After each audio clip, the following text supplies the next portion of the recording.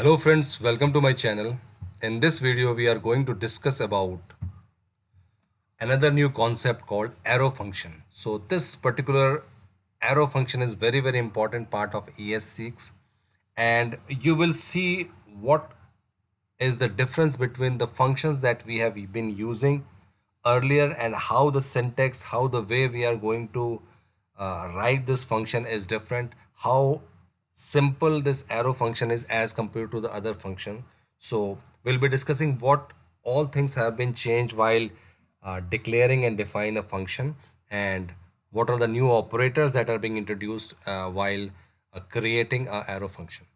So friends, let us start the video, and if you've not subscribed to my channel, please click on the subscribe button so that you get important updates whenever a new video is uploaded on the channel. So we'll be discussing first of all what is an arrow function and how it is being differentiated using the earlier functions.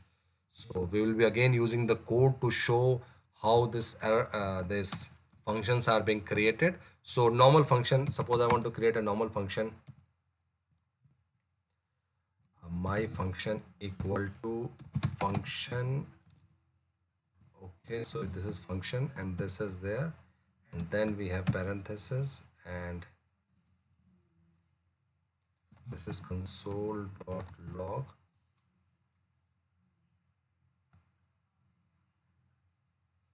and we are writing this hello testing old functions. So this is one way, and suppose I want to call this function, I will just write my function, simple. Try executing this. So it's very simple. We have called this hello testing old function. Now, the main thing through which we understand that this is a function are these two opening and closing braces. So what we are going to do, we are just going to remove this function keyword like this, and this is your fat arrow function. So we'll be using this, and now you can see the keyword, that function that was being used, that was obvious that it is a function, so we have removed that. And now suppose it is a single line, or suppose you want to put in curly braces. Now if you want to execute this again, try executing the same thing,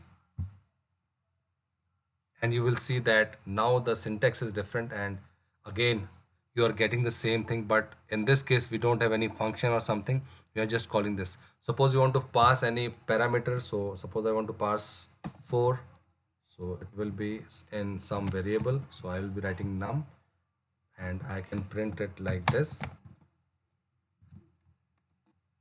So if you run this, you can see this function, this 4 is being passed to it.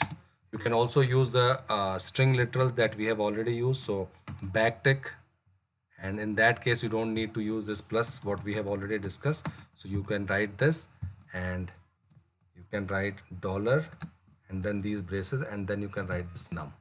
So again, these are string literals, and you can just pass 4 value, and when you execute this, again you can see the same result, but now we have more flexibility in this.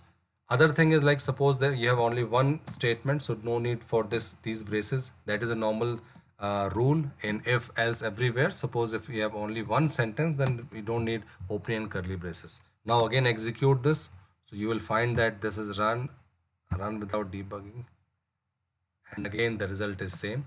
So this is the new concept of arrow functions that is being used in ES6, and you can see now the function is very simple. You can see this is the function, and the function keyword is replaced using these two, and we have already the name of the function. You just call the name of the function and you will be getting the result. So friends, this was all about our very important arrow functions that are being used. So if you are going to learn React, Node, Angular, so this arrow function, or the new way in which we are going to write function, is being used everywhere. So friends, this was all about arrow functions. If you like this video, please like, share and subscribe, and thank you for watching this video.